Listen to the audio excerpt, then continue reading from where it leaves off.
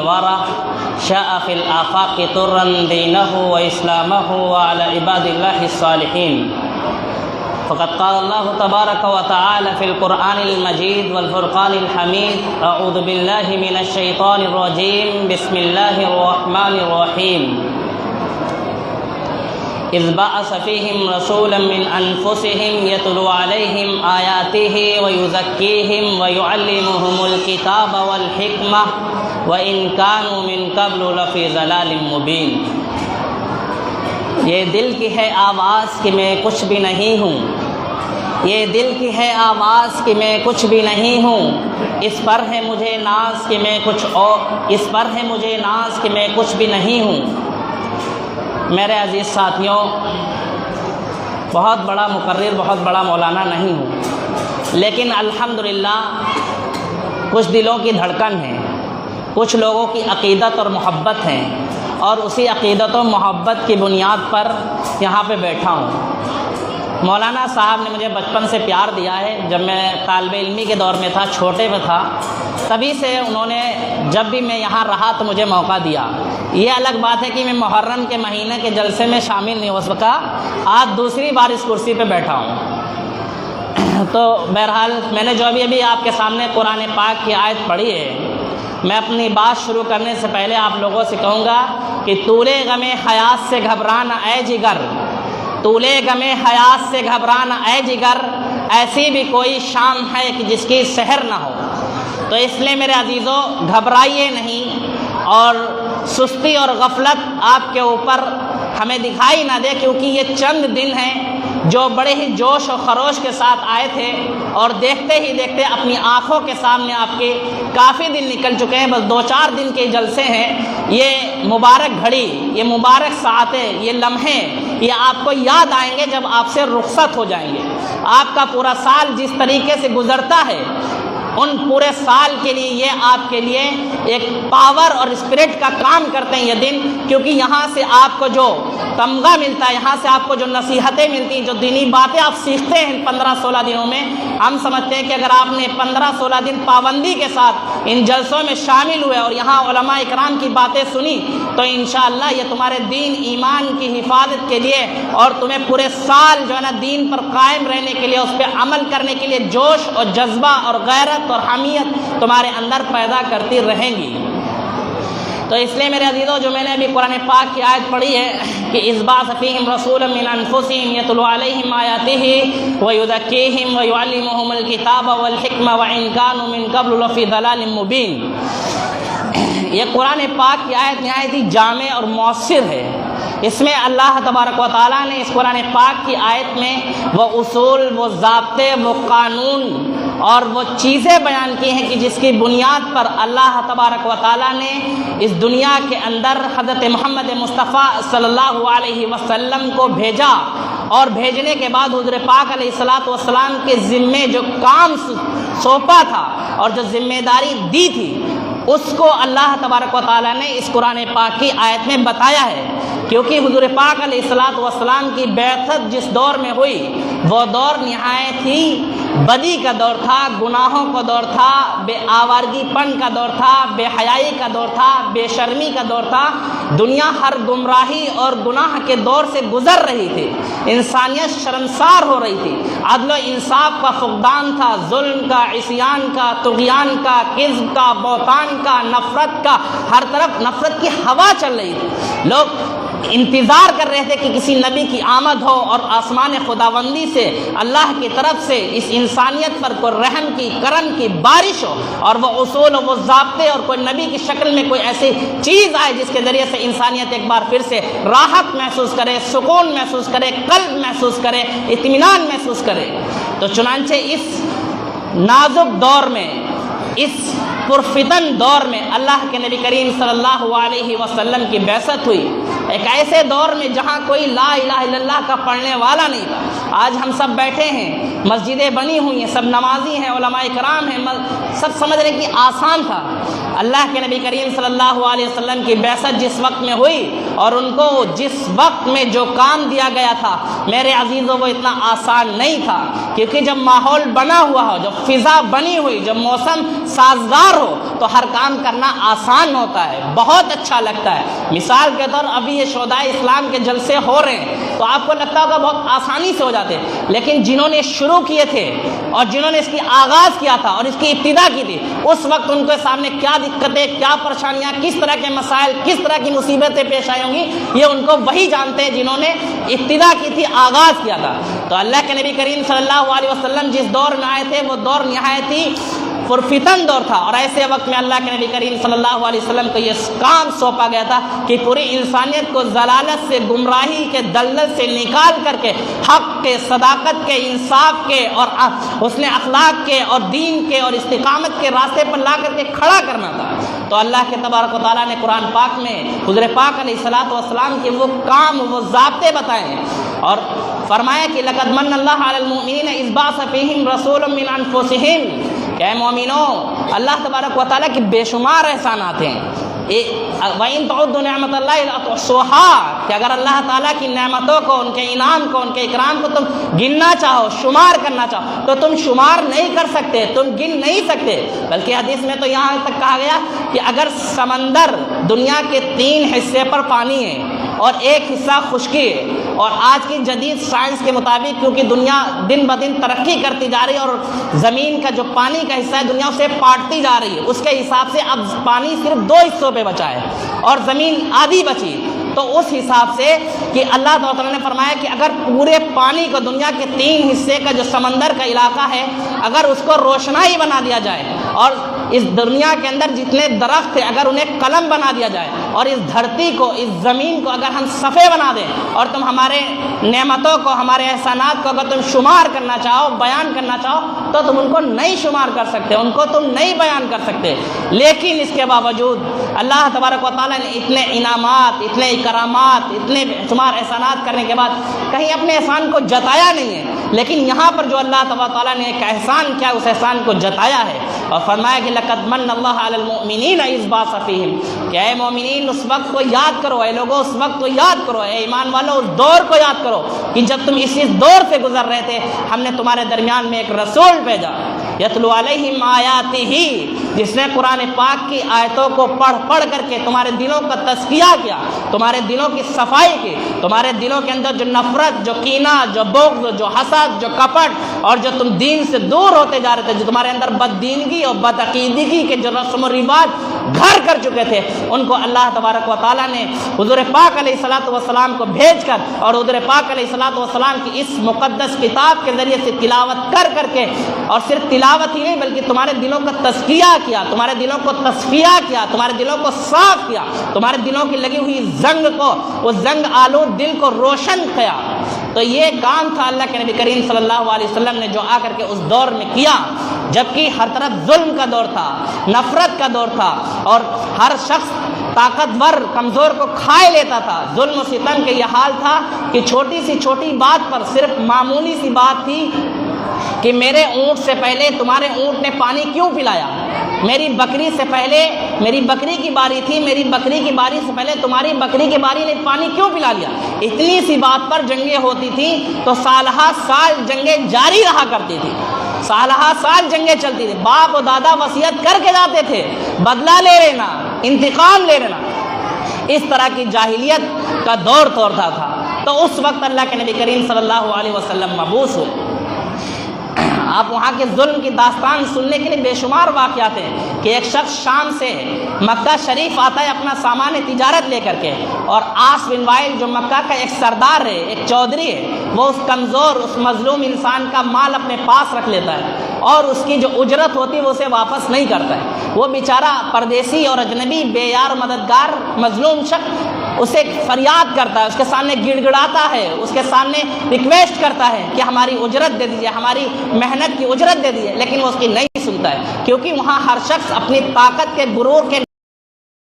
نشے میں تھا اور وہ اپنی طاقت دکھانا چاہتا تھا۔ چنانچہ وہ شخص اللہ کے رسول صلی اللہ علیہ وسلم کے پاس آتا ہے اور اللہ کے رسول صلی اللہ علیہ وسلم ان مکہ کے جو کافر ہی تھے لیکن ان کے اندر کچھ غیرت تھی، کچھ حمیت تھی، وہاں کے جو بغیرت کچھ چند نوجوان تھے ان کو جمع کرتے ہیں اور ان سے جا کر کے مل کر کے ان کو اکٹھا کر کے کہتے ہیں کہ میں کیسا حلف الفضول، ایک ایسا پیکٹ بناتے ہیں، کیسا معاہدہ بناتے ہیں، کیسی جماعت کھڑی کرتے ہیں جو یہ فیصلہ کرے گی، جو یہ کام کرے گی کہ ہر ظالم کے خلاف کھڑی ہو جائے گی اور ہر مظلوم کی مدد کرے گی، ہر مظلوم کا حق اور انصاف جو ہے نا ظالم سے دلوا کے رہے گی۔ چنانچہ اللہ کے رسول صلی اللہ علیہ وسلم اس جماعت کو لے کر کے اس سردار کے پاس، عاص بن وائل کے پاس جاتے ہیں اور اس سے اس کا مال و اسباب کی جو اجرت بنتی وہ دلواتے ہیں۔ تو گویا کہ اللہ کے نبی کریم صلی اللہ علیہ وسلم نے ایسے گناہوں کے دور میں، ایسے بے حیائی اور بے شرمی کے دور میں کہ جس دور میں عورتوں کا پیدا ہونا منحوس سمجھا جاتا تھا، ایسے ایسے واقعات ہیں کہ لوگ پیدا ہوتے ہی قرآن نے تو ان کی آیت کا نقشہ بہت اچھے انداز میں کھینچا ہے کہ ذلّ وجہ مسود و قزیم، کہ جب کسی گھر کے اندر کوئی عورت جنم لیتی تھی تو ان کے چہرے زرد پڑ جایا کرتے تھے، ان کے چہروں پہ بل آ جایا کرتے تھے، ان کے چہروں کی پیشانیوں پہ سلوٹیں پڑ جایا کرتی تھی، ان کے ہونٹوں کی مسکراہٹیں چھن جایا کرتی تھی، انہیں بڑا ناگوار گزرتا تھا کہ ہمارے گھر میں لڑکی پیدا ہو گئی، کیونکہ وہ خسر نہیں بنانا چاہتے تھے، وہ عورت کو کمزور سمجھتے تھے، عورت کو نکما سمجھتے تھے، عورت کو وہ اپنی توہین محسوس کرتے تھے۔ یہ عورتوں کا حال تھا، لیکن ہمارے نبی کریم صلی اللہ علیہ وسلم جب آئے تو انہوں نے جہاں فرمایا کہ انصر اخاک ظالما او مظلوما، کہ اپنے بھائی کا ساتھ دو، اپنے مظلوم کا ساتھ دو اور ظالم کا ساتھ دو، تو صحابہ نے فرمایا اللہ کے رسول صلی اللہ علیہ وسلم ہم ظالم کا کیسے ساتھ دیں، مظلوم کا ساتھ دیں ہمیں سمجھ میں آتا ہے، لیکن ہم ظالم کا کیسے ساتھ دیں؟ تو اللہ کے رسول صلی اللہ علیہ وسلم نے فرمایا کہ ظالم کو اس کے ظلم سے روک دینا یہ اس کے حق میں انصاف ہے اور اس کی خیرخواہی ہے۔ تو اللہ کے رسول جہاں ظلم کے خلاف بولا گیا، وہیں دوسری طرف اللہ تعالیٰ نے شراب کے خلاف، جوئے کے خلاف، رشوت کے خلاف، کذب کے خلاف، بہتان کے خلاف، یہ وہ تعلیمات تھی جو نبی کریم صلی اللہ علیہ وسلم نے اپنی جماعت کے درمیان میں، ان کفار مکہ کے درمیان میں، ان مشرکین کے درمیان میں رکھی، اور یہی وہ تعلیمات تھی جن کے ذریعے سے لوگوں کے دلوں کو چھو گئی اور ان کے دل اس سے جو ہے نا خوشی اور فرحت اور شادمانی محسوس کرنے لگے، اور ان کو لگا کہ دنیا کے اندر کوئی ایک نئی چیز آئی ہے جو انسانیت کو ظلم سے نجات دلا سکتی، جو انسانیت کو فرحت و شادمانی ادا کر سکتی، جو دکھے دلوں کی صدا بن سکتی ہے، جو انسانیت کو ضلالت و گمراہی سے نکال کر حق کی، دین کی استقامت کے راستے پر لا سکتی ہے۔ نتیجہ تھا کہ ادھر حضور پاک علیہ الصلوۃ والسلام نے دعوت کا آغاز کیا اور دور بدور حضور پاک علیہ الصلوۃ والسلام کی تعلیمات پہنچتی رہی، اور لوگ جوق در جوق حضور پاک علیہ الصلوۃ والسلام کی خبریں سنتے ہوئے چاروں طرف سے ادھر سے آ رہے ہیں، ادھر سے آ رہے ہیں، اور اس سلسلے میں ان کو جو دقتیں اٹھانی پڑی، جو پریشانیاں اٹھانی پڑی وہ آتے چلے گئے۔ حضرت سلمان فارسی کئی ملک کا سفر کر کے ایمان کی دولت سے مالا مال ہونے کے لیے عرب آ جاتے ہیں۔ ابو ذر غفاری اپنا خاندان اور قبیلہ چھوڑ کر کے یہاں آ پہنچتے ہیں، اور وہ ان کا پورا واقعہ ہے کہ کس طریقے سے وہ مکہ کے آ کر حضور پاک علیہ الصلوۃ والسلام سے ملاقات کے لیے 3 دن بھٹکتے رہے، کیونکہ حضور پاک علیہ الصلوۃ والسلام خفیہ طور پر یہ کام کر رہے تھے، کیونکہ دشمنان اسلام کو، مشرکین مکہ کو یہ پسند نہیں تھا کہ وہ ایک اللہ کی عبادت کی تعلیم دیں، لیکن اللہ تبارک و تعالیٰ کے رسول صلی اللہ علیہ وسلم نے وہ تعلیمات تھی جو صحابہ اکرام کے سامنے رکھی، اور اپنے اخلاق کے ذریعے سے، اپنے کردار کے ذریعے سے، اپنی عمدہ تعلیمات کے ذریعے سے انسانیت کو صحیح راستہ عطا کیا، صحیح سوچ اور صحیح فکر عطا کی، اور اپنے اخلاق کے ذریعے سے دشمنان اسلام کو اللہ کے نبی کریم صلی اللہ علیہ وسلم نے متاثر کیا۔ حضور پاک علیہ الصلوۃ والسلام ایک مرتبہ ایک جہاد میں جا رہے تھے، اور جہاد میں جاتے ہوئے راستے میں جب حضور پاک علیہ الصلوۃ والسلام نے ایک جگہ پر قیام فرمایا تو ایک درخت کے پاس آپ کا ٹھہرنا ہوا، تو اس دوران میں سارے صحابہ اکرام آپ سے تھوڑی دور پہ تتر بتر ہو گئے اور سب آرام فرمانے لگے۔ اس دوران میں ایک کفار نے، ایک کافر نے، ایک دشمن اسلام نے حضور پاک علیہ الصلوۃ والسلام کو اکیلا اور تنہا پایا، تو اس نے سوچا موقع اچھا ہے، کیوں نہ ان پہ وار کر دیا جائے اور آج ایمان کا، اسلام کا خاتمہ ہی کر دیا جائے۔ چنانچہ وہ تنہا آتا ہے اور حضور پاک علیہ الصلوۃ والسلام کو آرام فرما کے دیکھ کر کے تلوار اٹھاتا ہے، اور حضور پاک علیہ الصلوۃ والسلام پر تلوار لے کے سوچ لیتا ہے کہ بس موقع ملے اور حضور کی گردن تمام کر دیں، لیکن اسی دوران میں حضور پاک علیہ الصلوۃ والسلام کی آنکھ کھل جاتی، تو بڑے فخر کے ساتھ اور بڑے غرور کے ساتھ اور بڑی جاؤ اس کے ساتھ فرماتا ہے کہ تم کو مجھ سے کون بچائے گا، میں یمنعک منی، تم کو مجھ سے کون بچائے گا؟ تو اللہ کے رسول صلی اللہ علیہ وسلم فرماتے ہیں کہ اللہ، مجھے اللہ بچائے گا۔ حضور پاک علیہ الصلوۃ والسلام کا یہ کہنا تھا کہ اس کے ہاتھ تھر تھر تھر تھر کانپنے لگے اور وہ لرزہ براندام ہو گیا اور اس کے ہاتھ سے تلوار چھوٹ گئی۔ پھر اللہ کے نبی کریم صلی اللہ علیہ وسلم نے اس تلوار کو اپنے ہاتھ میں لیا اور تلوار کو ہاتھ میں لینے کے بعد اس کے اوپر سوت لیا اور اس کے بعد میں فرمایا کہ تم کو میرے ہاتھ سے کون بچائے گا؟ تو اس بندے نے فرمایا کہ آپ بہتر فیصلہ کرنے والے ہیں، آپ بہتر انسان ہیں۔ تو حضور پاک علیہ الصلوۃ والسلام نے جب اس کے منہ سے یہ چیز سنی تو حضور پاک صلی اللہ علیہ وسلم نے اسے معاف کر دیا، اور نتیجہ یہ ہوا کہ حضور پاک علیہ الصلوۃ والسلام نے جب اس کو معاف کر دیا تو وہ آگے چل کر کے ایمان لے آیا۔ تو یہ حضور پاک علیہ الصلوۃ والسلام کے اخلاق ہے۔ ایسے بے شمار حضور پاک علیہ الصلوۃ والسلام کے واقعات ہیں کہ جنہوں نے حضور پاک علیہ الصلوۃ والسلام کی واقعات کو دیکھ کر کے حضور پاک علیہ الصلوۃ والسلام کے عمل سے متاثر ہو کر کے وہ ایمان لے آئے، حضور پاک علیہ الصلوۃ والسلام کی سیرت سے متاثر ہو کر ایمان لے آئے۔ اور حضور پاک علیہ الصلوۃ والسلام نے جو اپنے موجودگی میں جو ٹیم تیار کی تھی، جو جماعت تیار کی تھی، جو صحابہ کی ایک جماعت تیار کی تھی، ان کے اندر ایسا ایمان اور ایسا یقین اور ایسا اللہ تبارک و تعالیٰ سے توکل پیدا کیا تھا کہ پھر دنیا کی کوئی طاقت ان کے ایمان کے آگے، ان کے یقین کے آگے ٹک نہیں سکی۔ جب بھی ان کے سامنے جیسے بھی حالات آئے، جیسے بھی واقعات آئے، جیسے بھی موقع آئے، جیسے بھی موقع کی نزاکتیں آئیں، وہ وہاں پر ڈٹ کر کے جم کر کے کھڑے رہے۔ چاہے وہ جنگ کا معاملہ آیا اور چاہے وہ دوسرے موقع پر اپنے جان و مال عزت کی قربانی دینے کا معاملہ آیا، وہاں پر ان کے ایمان و یقین کے سامنے ذرہ برابر بھی کوئی طاقت انہیں ہلا نہیں سکی۔ قرآن کا ایک ارشاد ہوا تو اس پر اس طرح دوڑے کہ دنیا اسی مثال پیش نہیں کر سکتی۔ حضور پاک علیہ الصلوۃ والسلام سے صحابہ کرام کی جو محبت ہے اور حضور پاک علیہ الصلوۃ والسلام نے صحابہ سے جو محبت کی مثال پیش کی، دنیا کی تاریخ میں ایسی مثالیں نہیں ملتی۔ آپ بارہا حدیثیں سنتے ہوں گے اور اس حدیثوں میں آپ یہ بات سنتے کہ حضور پاک علیہ الصلوۃ والسلام یہ بات فرما رہے تھے اور پھر اس کے بعد اٹھ کر بیٹھ گئے۔ حضور پاک علیہ الصلوۃ والسلام یہ بات فرما رہے تھے، پھر حضور پاک علیہ الصلوۃ والسلام نے اس طرف اشارہ فرمایا۔ حضور پاک علیہ الصلوۃ والسلام یہ بات فرما رہے تھے، پھر مسکرا دیے۔ اگر دیکھا جائے تو ایسا لگتا ہے کہ جو مین بات تھی وہ چھوڑ کر کے اپنے کلام کے درمیان میں یہ بات شامل کر لی گئی کہ حضور مسکرا رہے تھے، حضور اٹھ کر بیٹھ گئے۔ اس کی کیا ضرورت تھی؟ مین بات بیان کری جائے۔ لیکن یہ حضور پاک علیہ الصلوۃ والسلام سے صحابہ کرام کی محبت کا تقاضا تھا، یہ ان کے ایمان کا تقاضا تھا کہ انہوں نے حضور پاک علیہ الصلوۃ والسلام سے جیسے جس ادا کو دیکھا ویسے اس ادا کو منقول کیا، ویسے بیان کیا۔ یہ ان کی محبت کی دلیل تھی۔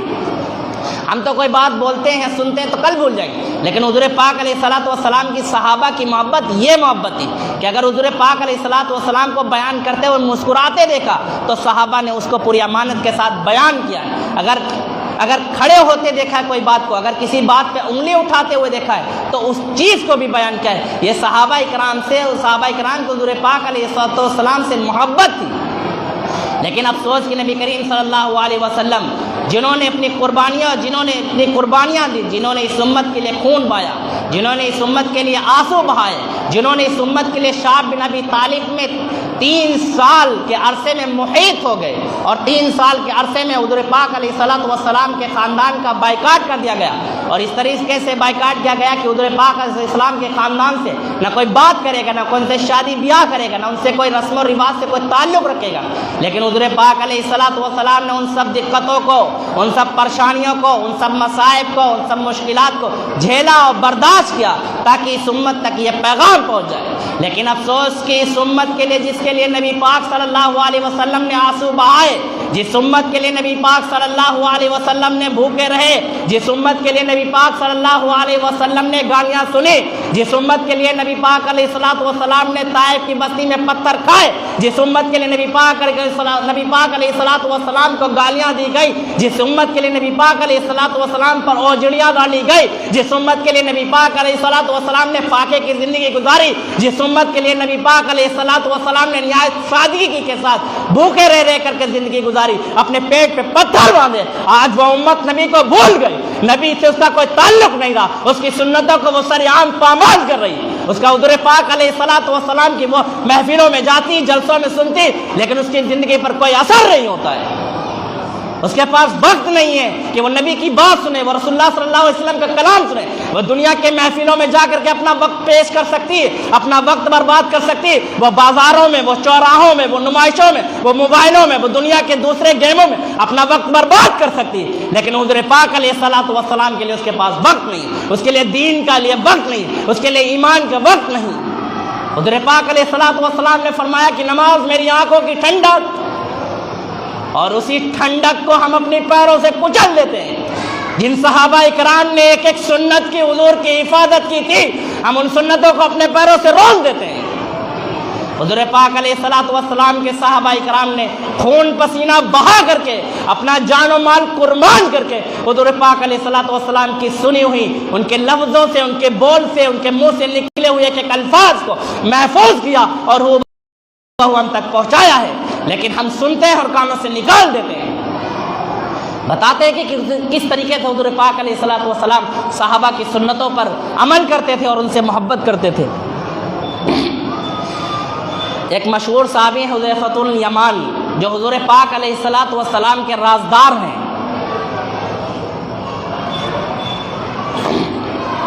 حضور پاک علیہ الصلوۃ والسلام کے رازدار کہا گیا ہے۔ ایک مرتبہ جب کفار مکہ نے بڑے بڑے لوگوں کی دعوت کی، تو اس دعوت کے اندر کفار مکہ کے بڑے بڑے سردار، بڑے بڑے کمانڈر اور بڑے بڑے لیڈر اور بڑے بڑے چودھری موجود تھے۔ اس وقت کی اصطلاح میں اگر آپ کہیں کہ اس دعوت میں بڑے بڑے ایم ایل اے، منتری، ودھائک، چیئرمین اور بڑے بڑے نیتا موجود تھے، لیکن اس مجلس میں، اس محفل میں حضور پاک علیہ الصلوۃ والسلام کے ایک مہمان اور حضور پاک علیہ الصلوۃ والسلام کے ایک صحابی موجود تھے، اور اس دعوت میں کھانا کھاتے ہوئے حضرت حذیفہ رضی اللہ تعالیٰ عنہ سے ایک لقمہ گر گیا۔ ان کے ہاتھ سے ایک لقمہ پھسل کر دسترخوان پر گر گیا، تو حضرت حذیفہ رضی اللہ تعالیٰ عنہ نے وہ لقمہ اٹھایا اور وہ کھانے لگے۔ جب وہ اس گرے ہوئے لقمے کو کھانے لگے تو وہاں کے جو بڑے بڑے سردار اور جو کمانڈر اور جو لیڈر اور جو منتری اور جو ایم ایل اے موجود تھے اس وقت کے، وہ ان کو بڑی اچھٹتی ہوئی نظروں سے تاکنے لگے اور بڑے گھورنے لگے، ان کو ہلکا محسوس کرنے لگے۔ شاید ہم لوگ ہوتے تو وہاں پر شرما جاتے، جھجک جاتے کہ اتنے بڑے بڑے لوگ ہیں، یہاں کیا لقمہ اٹھا کے کھائیں۔ بے عزتی محسوس ہوتی، توہین محسوس ہوتی، شرم محسوس ہوتی، لیکن حضور پاک علیہ الصلوۃ والسلام کے صحابہ کے دل میں کس طریقے سے حضور پاک کی اتباع کی، سنت کی محبت جاگتی تھی۔ انہوں نے فرمایا، اس لقمے کو اٹھایا اور بڑے فخر سے یہ کہتے ہوئے فرمایا، اتترک سنتی حبیبی ہؤلاء الحمقاء، کیا میں ان بے وقوفوں کی وجہ سے، کیا میں ان گدھوں کی وجہ سے اپنے حبیب جناب محمد رسول اللہ صلی اللہ علیہ وسلم کی سنت کو چھوڑ دوں؟ یہ صحابہ کا ایمان تھا، یہ ان کے اندر حضور کی اطاعت کا جذبہ تھا کہ ہم حضور پاک علیہ الصلوۃ والسلام کی اطاعت کو اپنی مرضی کے اعتبار سے استعمال کرتے، جہاں چاہتے وہاں اتباع کرتے، جہاں چاہتے وہاں شرم محسوس کر کے چھوڑ دیتے۔ لیکن وہاں صحابی نے اور حضرت حذیفہ نے شرم نہیں محسوس کی کہ یہاں پہ بڑے بڑے لوگ موجود ہیں تو اس سنت کو چھوڑ دیا جائے، بلکہ پورے فخر کے ساتھ اس لقمے کو اٹھایا اور یہ جملہ کہتے ہوئے ان سب کو کہ اتترک سنتی حبیبی ہؤلاء الحمقاء، کہ ان بے وقوفوں کی وجہ سے اپنے حبیب جناب محمد رسول اللہ صلی اللہ علیہ وسلم کو، سنت کو چھوڑ دو۔ یہ تھا میرے بھائی صحابہ اکرام کا حضور پاک علیہ السلام سے محبت۔ ایک ہم ہیں کہ حضور پاک علیہ السلام سے محبت کرتے ہیں، ان کا نام لیتے ہیں، نعرے لگاتے ہیں، گلگلے مچاتے ہیں، شور مچاتے ہیں، لیکن ہمیں صحابہ کے عمل سے اور حضور پاک علیہ السلام کی اتباع سے کوئی سرگرمی نہیں ہے، کوئی سرگردہ نہیں ہے۔ بڑے بڑے بستروں پہ نمازیں چھوڑ دیتے، دین کے بنیادی احکام چھوڑ دیتے، نہ ہمیں کوئی تعلیم سے مطلب ہے۔ ہم اس دنیا پہ، اس دھرتی پر بوجھ بنتے جا رہے ہیں۔ اس دھرتی پر، اس کائنات کو کیا اللہ تبارک و تعالیٰ نے تمہیں صرف کھانے کے لیے پیدا کیا تھا؟ کیا تمہیں صرف اس لیے پیدا کیا تھا کہ کھاتے اور پورا دن یوں ہی ٹہلتے رہتے، یوں ہی الراتے رہتے؟ کوئی فکر نہیں۔ اللہ تبارک و تعالیٰ نے تمہیں اس دھرتی پر، اس کائنات پر بھیجا تھا کہ اللہ تبارک و تعالیٰ کے نظام کو نافذ کرتے، خدا کی شریعت کی لائی ہوئی کتاب کو نافذ کرتے، حضور پاک علیہ الصلوۃ والسلام کی لائی ہوئی تعلیمات کو نافذ کرتے۔ تم چلتے تھے تو تمہیں دیکھ کے لوگ مسلمان ہو جایا کرتے، تم نکلتے تھے تو لوگ راستہ دیکھ کے بتا دیا کرتے تھے کہ یہ ایمان والا جا رہا ہے۔ ان صحابہ اکرام نے جو قربانیاں دے کر کے ہم نے دین تک پہنچائی، ہم نے اس کی محنتوں کو ضائع کر دیا ہے۔ خوف کیجئے قیامت کے دن سے اگر انہوں نے سوال کر دیا۔ حضور پاک علیہ الصلوۃ والسلام کے صحابہ اکرام اور ان میں سب سے جلیل القدر صحابہ اکرام حضرت ابو بکر صدیق رضی اللہ تعالی عنہ، حضور پاک علیہ الصلوۃ والسلام کی وفات کے بعد جیسے ہی زمام کار اور حکومت و قیادت اور سیادت کا ہاتھ حضرت ابو بکر صدیق رضی اللہ تعالیٰ عنہ کے کام ذمہ آتا ہے، تو اس وقت حضرت ابو بکر صدیق رضی اللہ تعالیٰ عنہ کے سامنے جو سب سے بڑا چیلنج تھا، وہ چیلنج کیا تھا؟ سب سے بڑا مقابلہ آتے ہی ہاتھ میں یہ ہوا کہ جو مکہ کے اندر ایک بڑی جماعت تھی جنہوں نے زکوٰۃ دینے سے انکار کر دیا، انہیں منکرین زکوٰۃ کہتے ہیں، لیکن حضرت ابوبکر صدیق رضی اللہ تعالیٰ عنہ نے جیسے ہی خلافت اپنے ہاتھ میں لی تو فرمایا کہ انقص الدین وانا حی،